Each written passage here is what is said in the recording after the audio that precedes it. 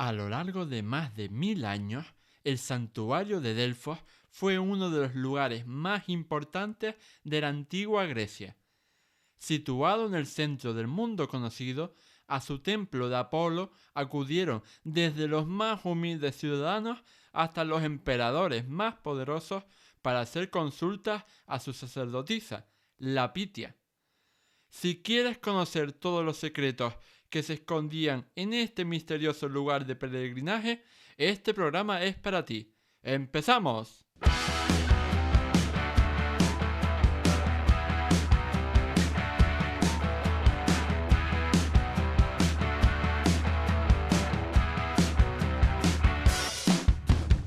Muy buenas a todos y bienvenidos al episodio 4 del podcast Historia, el programa con el que cualquier persona puede aprender sobre historia independientemente de su formación o nivel de conocimientos previos. Soy Óscar Hernández, historiador y divulgador histórico. Me puedes leer en mi web Historia y puedes seguirme y contactar conmigo en mis perfiles en Facebook, Twitter e Instagram.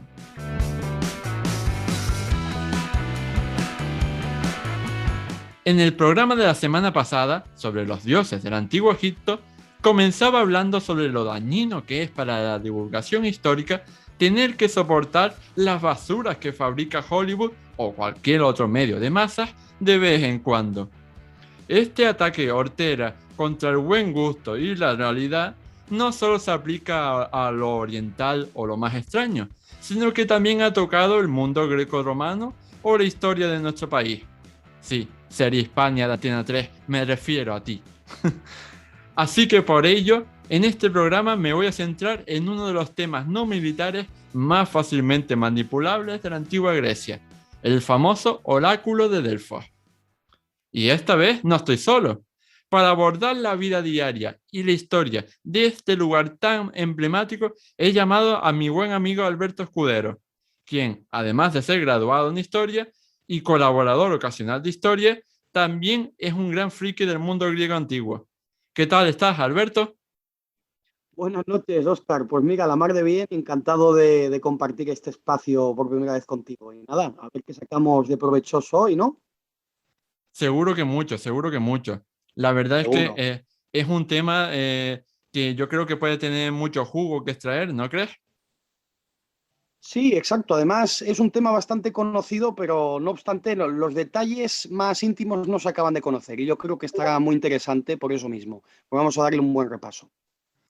Claro, porque la gente a lo mejor pues, puede tener una idea en la cabeza que sea muy diferente a la realidad, ¿no? A lo mejor si Exacto, que tienen, luego no se corresponde. claro, tienen algo, no sé, a lo mejor una visión más fantasiosa o Exacto. influida por películas o lo que sea. Aunque Que no es para menos. aunque no estoy seguro de si me acuerdo de alguna película en la que se haya representado el oráculo de Delfos o algún otro tipo de oráculo de la antigüedad. No, yo realmente tampoco lo recuerdo. Ya sabes tú bien que al final el mundo de Hollywood siempre intenta tirar para temas algo más sanguinarios que este, pero sin duda alguna yo creo que podrían hacer una muy buena película acerca del oráculo de Delfos. Porque para peliculada, eso sí, eso seguro. Y la verdad es que no entiendo muy bien por qué Hollywood no se ha fijado todavía, para bien o para mal, en este oráculo, porque la verdad es que la voz de Apolo, el dios profético por excelencia, se escuchaba en muchos sitios del mundo griego antiguo y algunos seguro que sería interesante representar en el cine. Sin embargo, ninguno de ellos es tan famoso como Delfos, ubicado en el centro de Grecia, al norte del Golfo de Corinto y a los pies del Monte Parnaso. Así que, si te parece bien, Alberto, vamos a empezar nuestro recorrido por su historia y sus características. Vamos a darle. Para empezar, yo creo que es imprescindible hablar un poquito sobre dónde estaba este famoso oráculo antes de meternos de lleno en el tema. Por supuesto. Pongámonos en situación. Si un peregrino procedente de Atenas, por ejemplo, caminaba para llegar a este valle, lo primero que se encontraba era el santuario de Atenea Pronea. Un poco más allá, el visitante podía pararse en el gimnasio levantado en el siglo IV a.C., con su palestra según se ascendía por la colina. Luego el peregrino ya se vería la fuente Castalia, donde la Pitia, la famosa Pitia, se bañaba en los días de consulta como el ritual de purificación.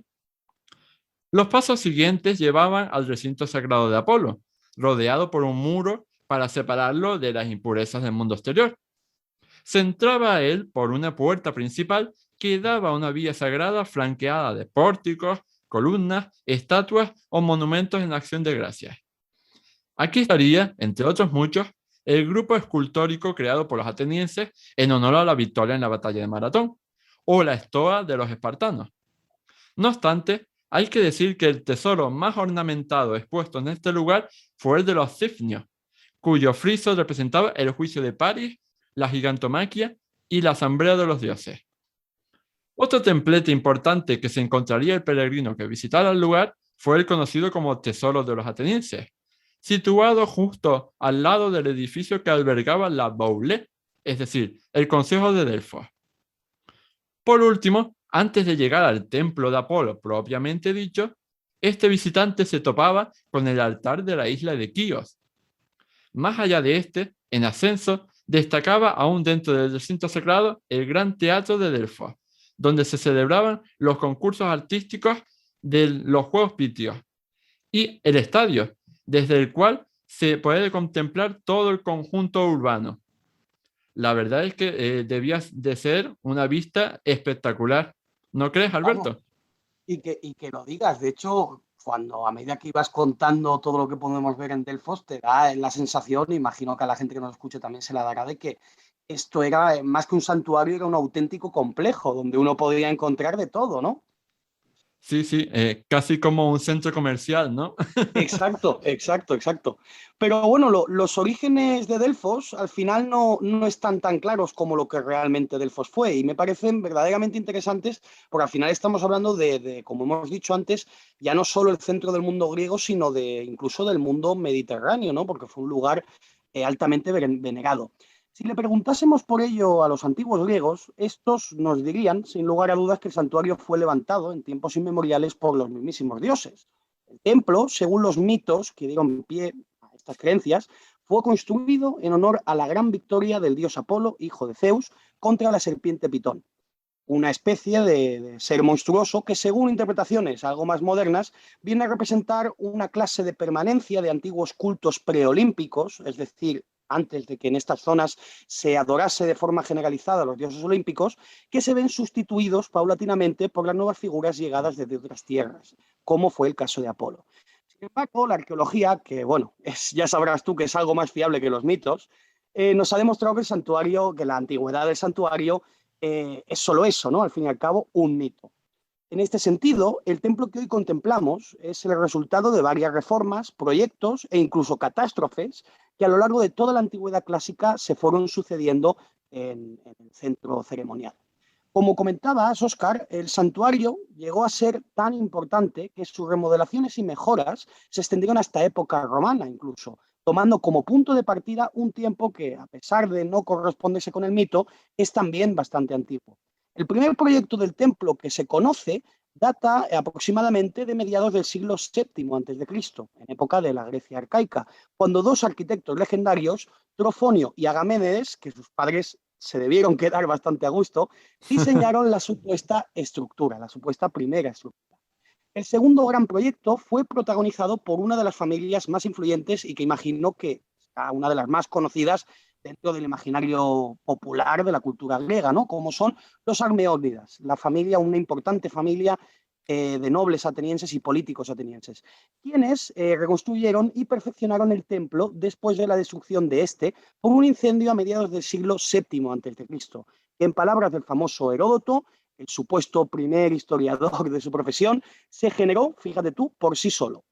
Pero, por desgracia, hay algunos acontecimientos que se repiten, y ello no fue diferente tampoco en Delfos, pues el santuario sería nuevamente arrasado en el año 373 a.C., pero esta vez por un terremoto. Vaya, la historia bastante movidita, ¿no? Por el momento. Sí, la verdad es que sí. No es una historia tranquila y No, sosegada. realmente no. A pesar de ir sobre temas religiosos, hay bastante que sacar. Bueno, pues después de este pequeño paseo por las instalaciones de Delfos, digamos que queremos hacer una consulta al oráculo. Así que te quería preguntar, Alberto, ¿quién podía consultar a la Pitia? ¿Era algo abierto a todos los ciudadanos o solo lo podía hacer las personas poderosas, tipo gobernadores, tiranos, reyes? A ver, realmente lo que venía siendo la consulta en el santuario era de un carácter, bueno, era bastante libre, ¿no? Un carácter bastante libre. Podía hacerlo teóricamente sobre el papel todo el mundo, ¿no? Salvando las distancias, por supuesto.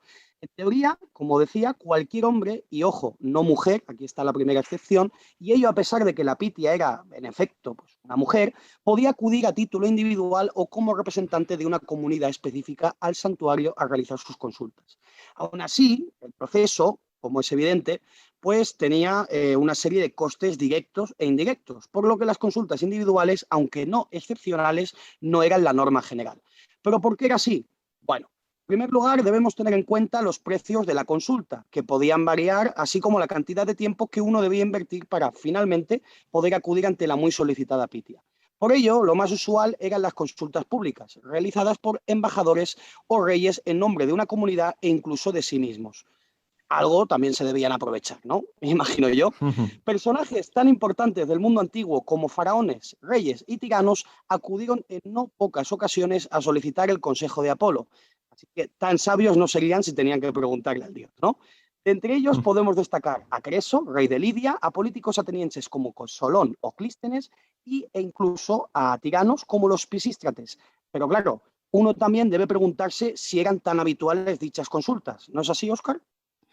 Sí, efectivamente. Y yo te diré que originalmente el oráculo de Delfos solo habilitaba un único día de consulta en todo el año, el séptimo día del mes de vicios, es decir, lo que viene a ser marzo o abril, considerado el inicio de la primavera y por tanto el cumpleaños del dios Apolo. Tú imagínate lo que debía ser todo el mundo queriendo solicitar consejo al oráculo de Delfos y que solo tuviera un día al año para hacerlo. Yendo, se debían juntar ahí, vamos, a tropel debía ir la gente para allí. Entonces, claro, como es evidente, pasado un tiempo, el oráculo tenía demasiada demanda, así que empezó a atender a los consultantes el día 7 de cada mes del año, excepto en el invierno, porque durante esos 3 meses se decía que el dios abandonaba la ciudad para irse a vivir al mundo, al borde del mundo, mejor dicho, con el pueblo mítico de los hiperbóreos. Aún así, si hacemos cuentas, solo se podía consultar al oráculo 9 días al año, lo que no deja de ser, pues, muy poco, ¿no? Una Debido cantidad a... bastante pequeña de días. Sí, la verdad es que sí. Había que generar cita previa a través de internet porque si no, no la Exacto. pillaba. Peor que el médico. Bueno, pues debido a estas pocas oportunidades para consultar al oráculo, es probable que existieran formas alternativas de adivinación en Delfos. Es decir, que no todo dependiera del el centro oficial. Algunos expertos han hablado de un sistema por el cual un miembro del santuario, la Pitia o alguno de sus sacerdotes, pues sometía la consulta en conjunto de objetos al azar que se interpretaban para dar respuesta a una pregunta en particular. Además, a partir del siglo VI a.C., hubo un centro de culto muy popular para el dios Pan y las musas en la cueva coriciana, que estaba muy por encima de Delfos. Y allí es posible que existiera un oráculo basado, digamos, en la interpretación del lanzamiento de dados. Así que ya ves, los dados haciendo de las suyas desde tiempos inmemoriales. Y tanto. Un invento bastante antiguo, por cierto. Bueno, ahora, si te parece bien, resolvamos el misterio del tipo de preguntas que se hacían. Porque claro, o sea, una vez que hemos decidido ir al oráculo, pues tendremos que tener claro qué queremos preguntar. Claro, es lo más importante, además. Efectivamente. Al contrario de lo que se puede imaginar, era muy extraño que los consultantes planteasen al oráculo preguntas directas sobre el futuro. Los individuos concretos o las comunidades recurrían al oráculo en aquellos momentos en los que tenían problemas para decidir qué acción concreta realizar entre una serie de alternativas posibles, o en las ocasiones en las que buscaban consejos sobre cómo alcanzar sus metas. Es decir, que no preguntaban directamente por algo, sino preguntaban qué es mejor hacer entre varias cosas. Es Vamos, decir, que no eran como las pitonisas actuales, se sí, diferenciaban. exacto. No iban a que le leyeran las cartas, sino a Exacto. preguntarle cosas del estilo, oye, ¿sería mejor y más beneficioso para mí hacer X o hacer Y?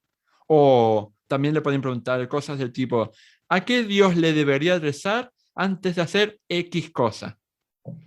Y bueno, en cuanto a las temáticas de la consulta, yo diría que se pueden dividir en tres campos a grandes rasgos, ordenados aquí de mayor a menor frecuencia.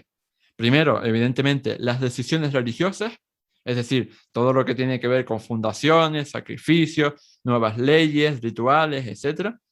En segundo lugar, los asuntos públicos, es decir, el reparto de poder, la legislación civil, la fundación de colonias, las relaciones internacionales, los consejos para la guerra, etc.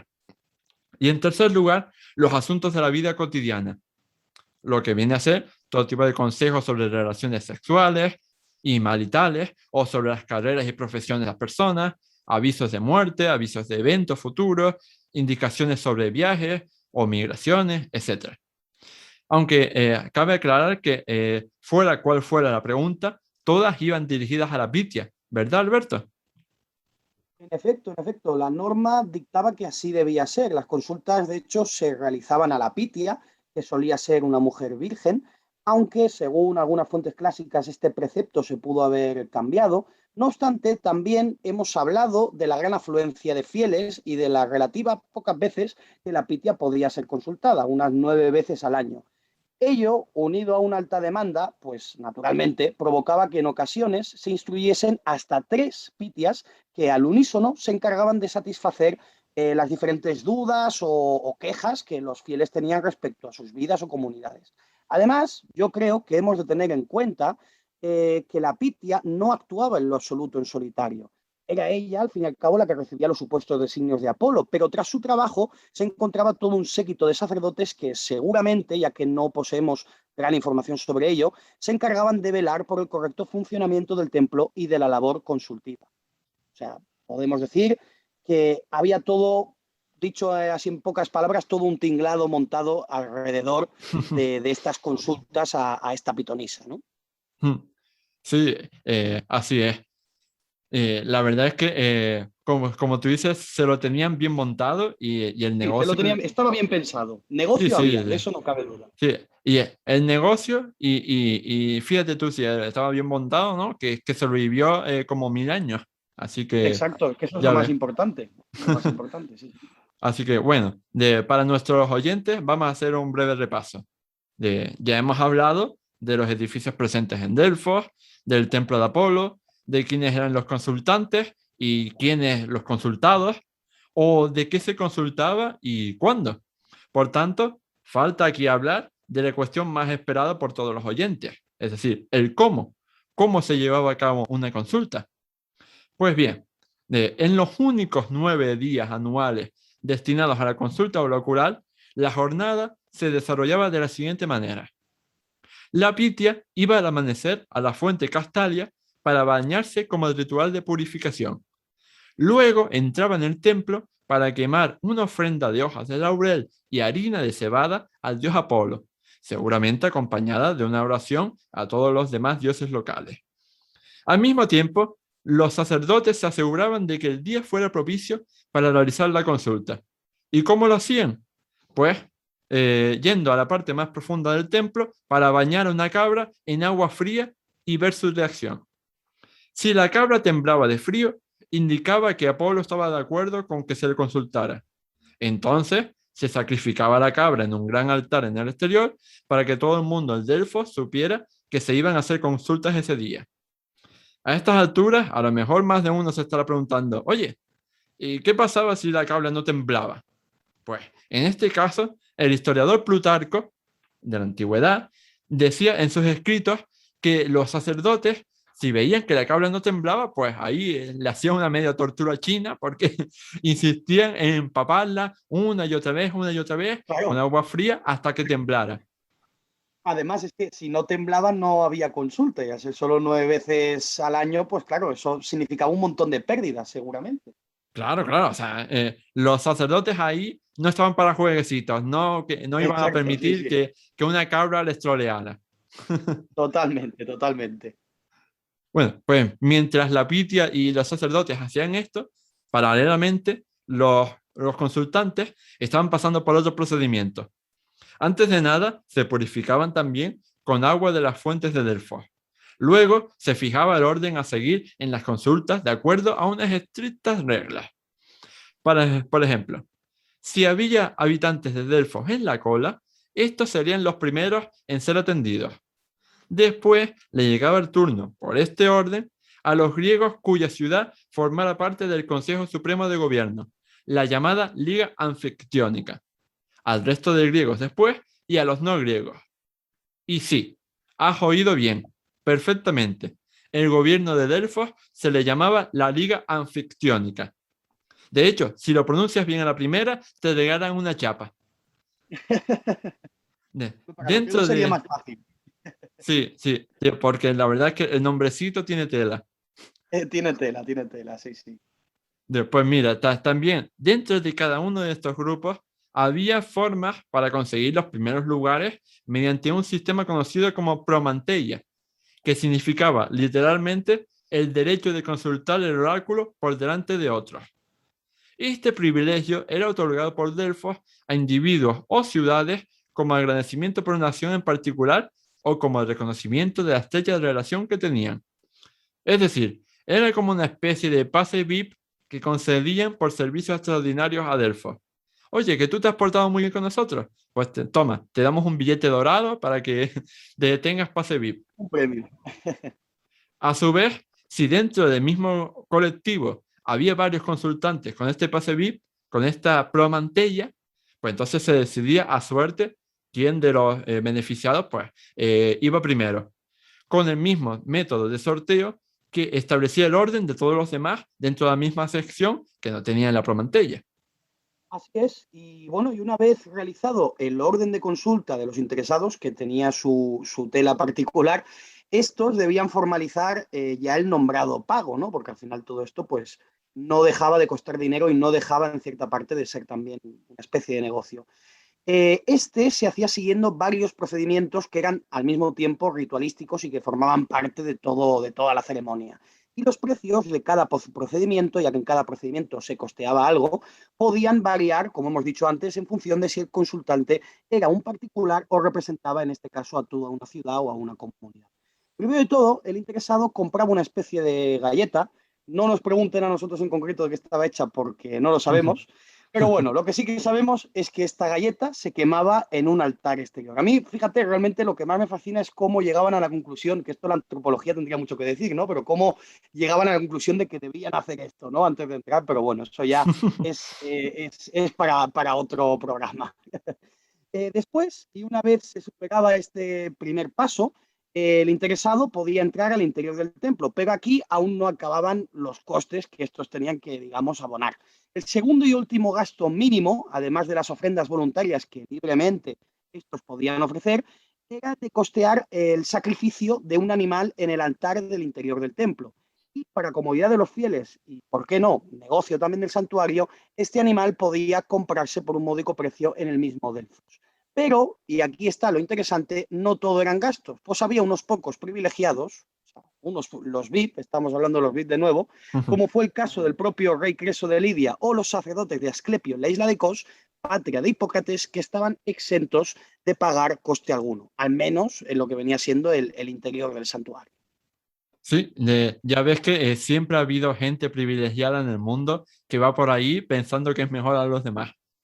Sí, eso nunca va a cambiar. Los lobbies, depresión y todo esto siempre van a estar a la orden del día.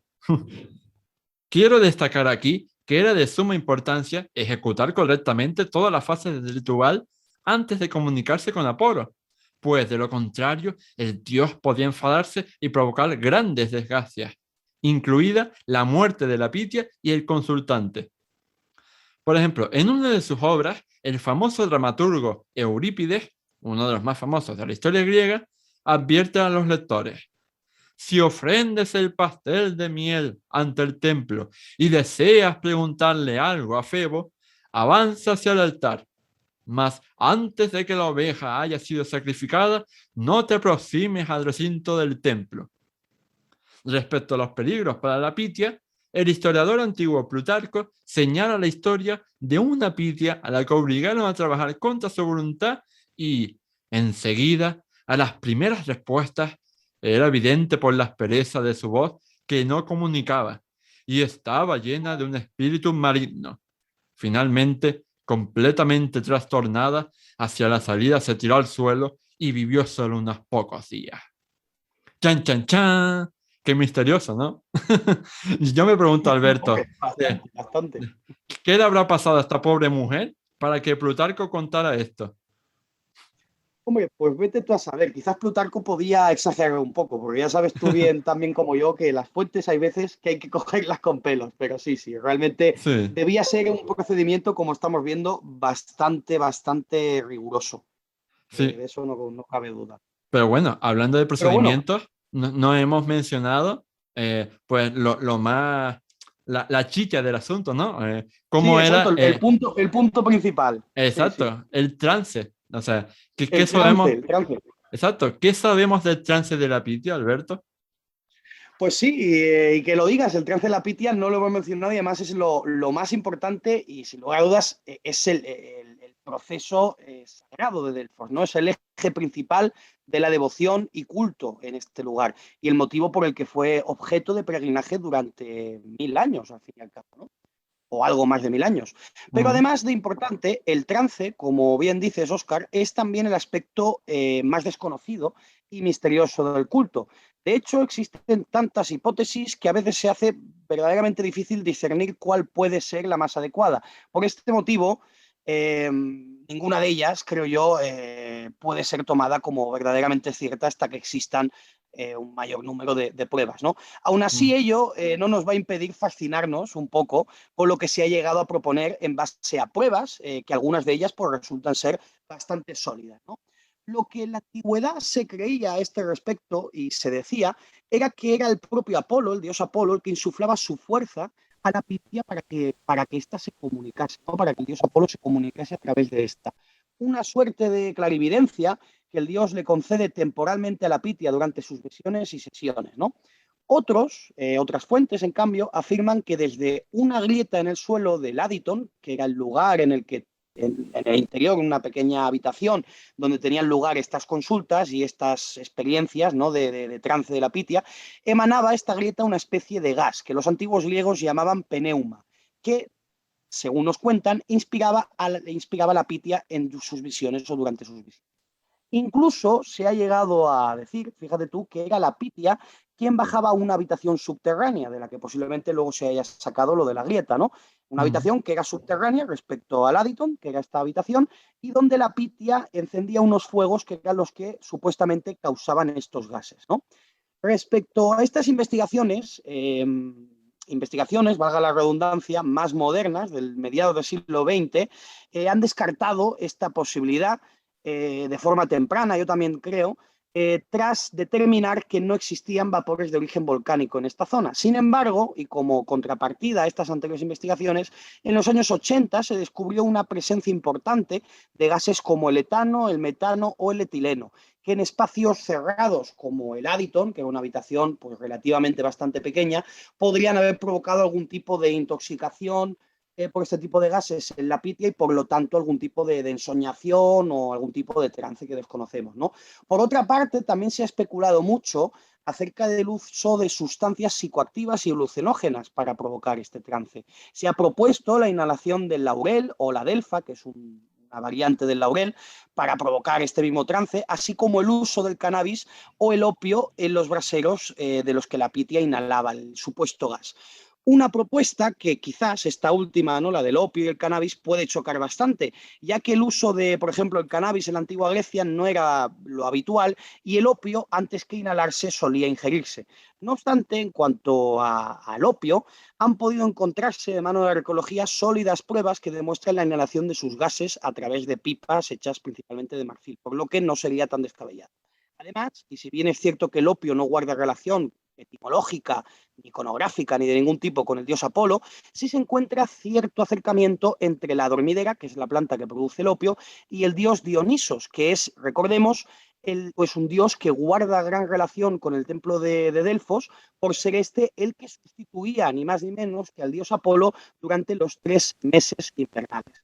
Otro tipo de plantas también han sido propuestas como explicación a este trance debido a sus efectos en el organismo. Estas pueden ser, por ejemplo, el beleño, el estramonio, la mandrágora y otros tipos de solanáceas. Pero como digo, por hipótesis y teorías hay una gran cantidad. Tanta cantidad como gente podía ir a Delfos.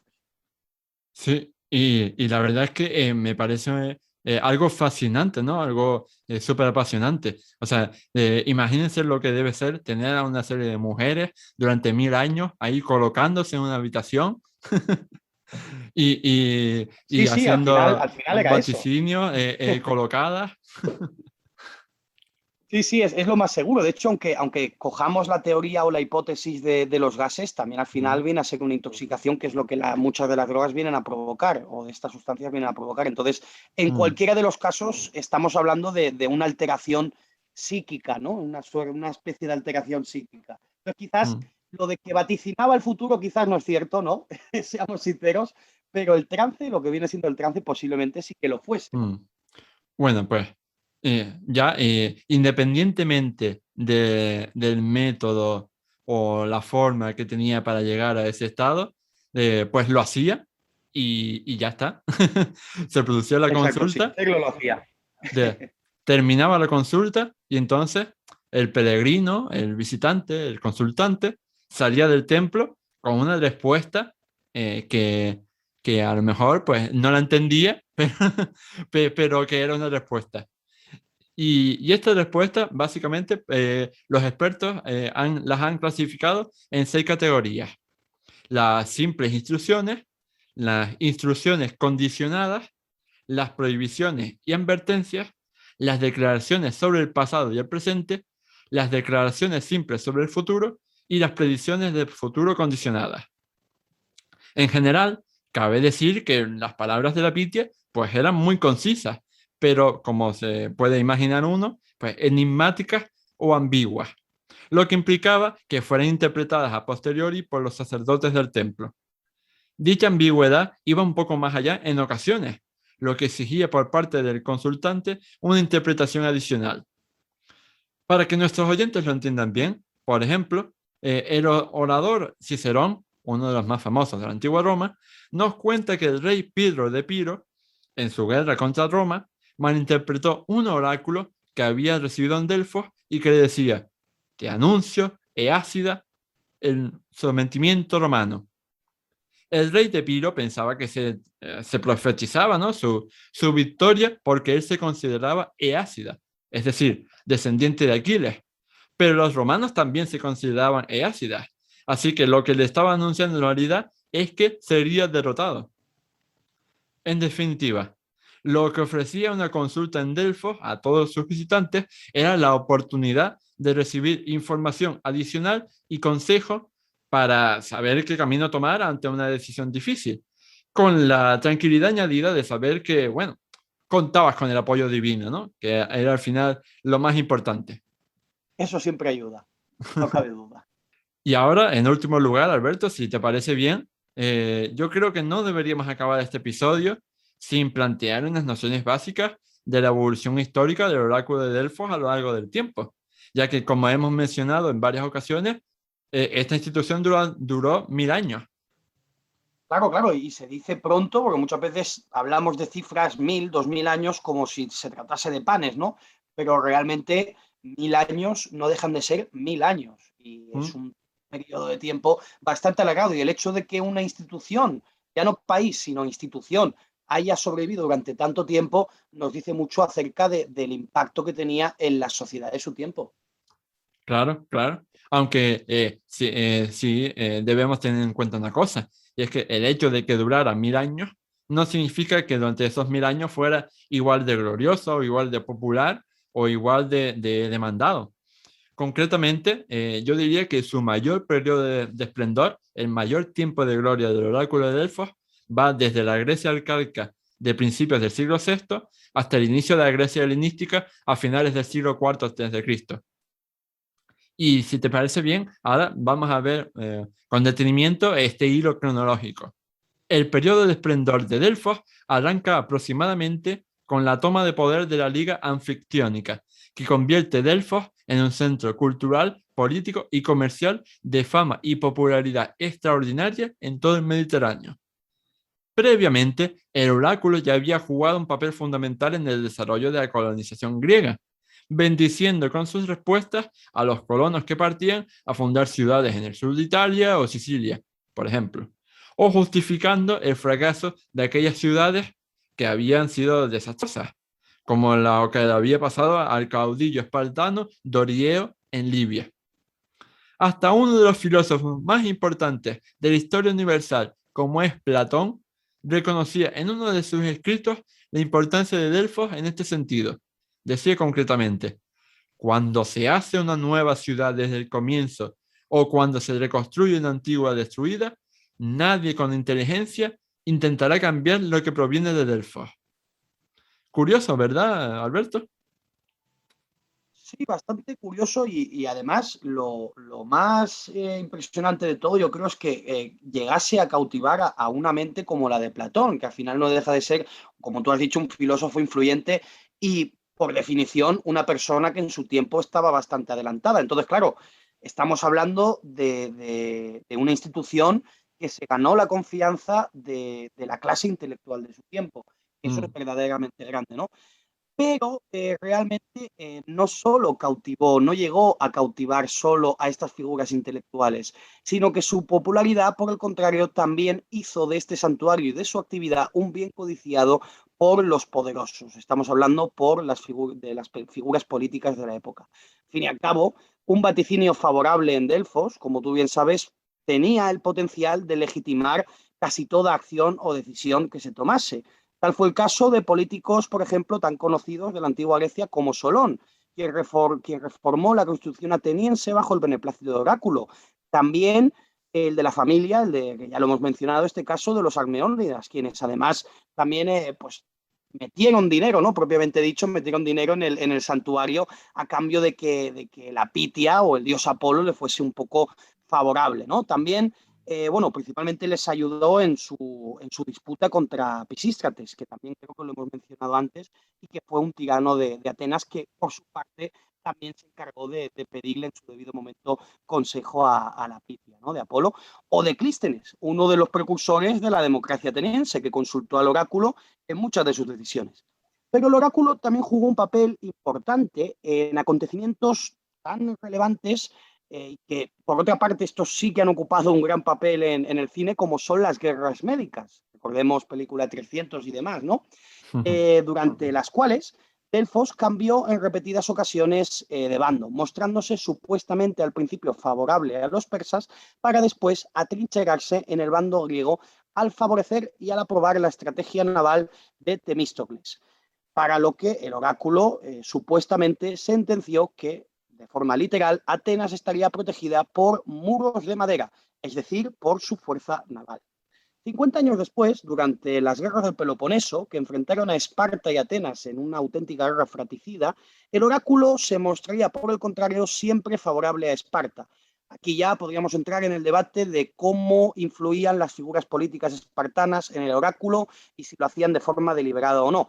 Pero bueno, lo que viene siendo el caso es que el oráculo siempre vaticinaba la victoria de Esparta y, por el contrario, vaticinaba terribles acontecimientos para Atenas, como lo fue la peste que asoló la ciudad y acabó ni más ni menos que con un tercio de toda su población. Algo realmente increíble, ¿no? Creo yo. sí, sí. Y no solo con lo de la peste. Yo ahora mismo, mientras estabas diciéndolo, me estaba imaginando a los espartanos entregando un sobrecito por debajo de la mesa al oráculo de Sí, sí, Delfos. sí.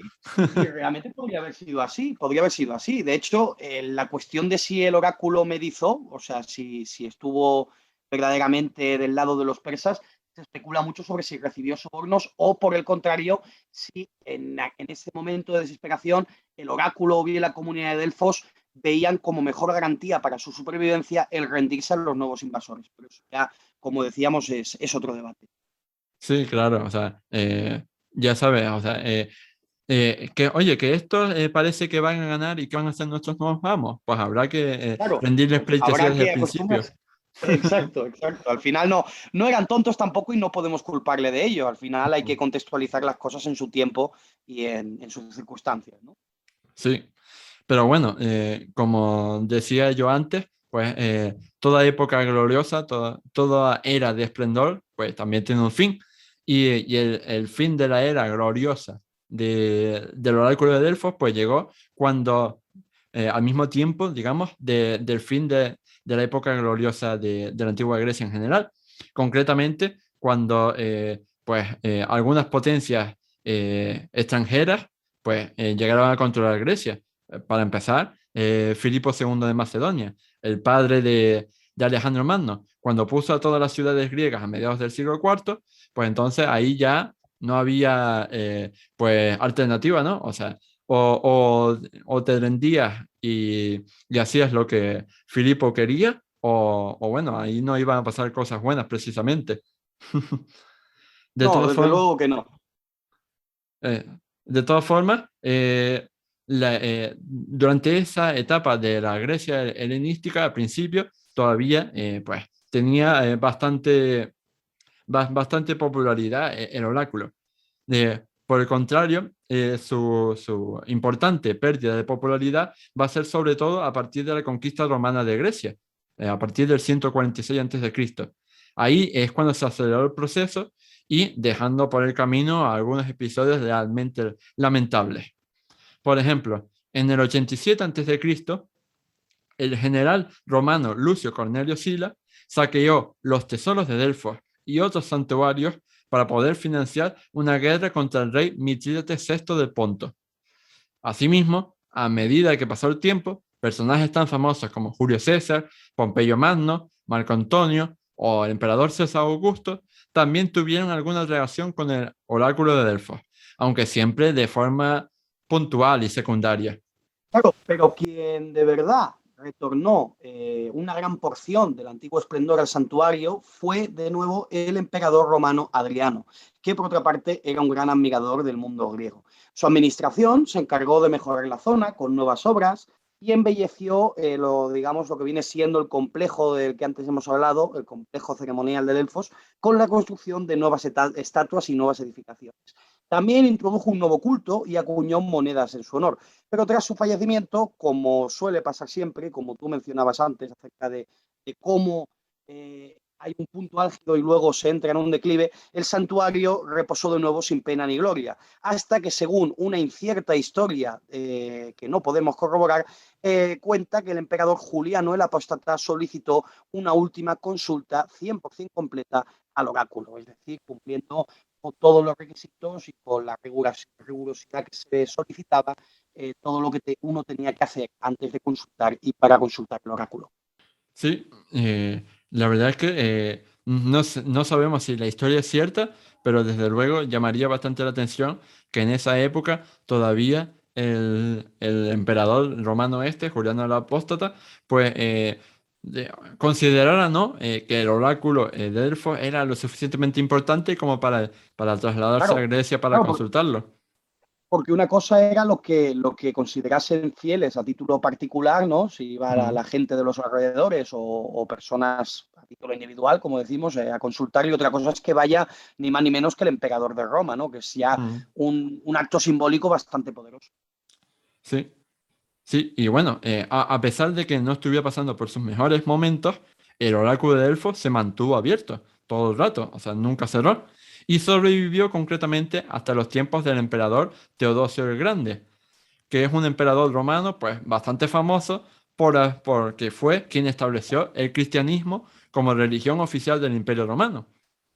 Concretamente, en el marco de su política de persecución del paganismo, en el 391 de nuestra era, prohibió todos los tipos de adivinación y ordenó que se cerraran todos los oráculos que aún estuvieran operativos.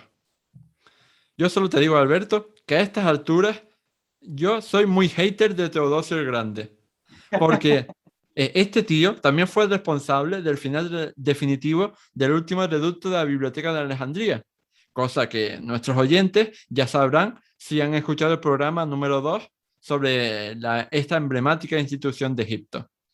Sí, Así yo creo que a además mí que, no me cae bien. claro, y yo creo que además lo que te decía, esto viene también un poco traído por el fanatismo, ¿no? Que al final, pues bueno, los cristianos sufrieron persecución, eso no hay que obviarlo, pero luego pagaron, así en pocas palabras, con la misma moneda a aquellos que les habían perseguido con anterioridad. Entonces, el tema aquí, el tema de poner la otra mejilla, no queda muy claro, pero bueno, eso ya es otra cosa. Bueno, para finalizar, podríamos decir que aunque el oráculo se prohibió y se censuró, se clausuró en el 391 después de Cristo, digamos que no se cerró de un día para otro, porque evidentemente una cosa es lo que el emperador romano dijera y otra cosa es lo que en un territorio cualquiera, ¿no?, del imperio pues se pudiera hacer. Así que, bueno, podemos suponer que no se cerró de un día para otro, sino que fue a lo largo de meses o incluso años, cuando, pues, al final, pues, por la fuerza, las tropas romanas de turno, pues, habrían impuesto este cierre. Así que en esos últimos años del siglo IV, los ciudadanos griegos volverían, o sea, verían por última vez al famoso oráculo de Delfos, porque ya los ciudadanos griegos del siglo V nunca más volverían a oír la sabia y milenaria voz del dios Apolo. Bueno, pues hasta aquí el programa 4 de Historia.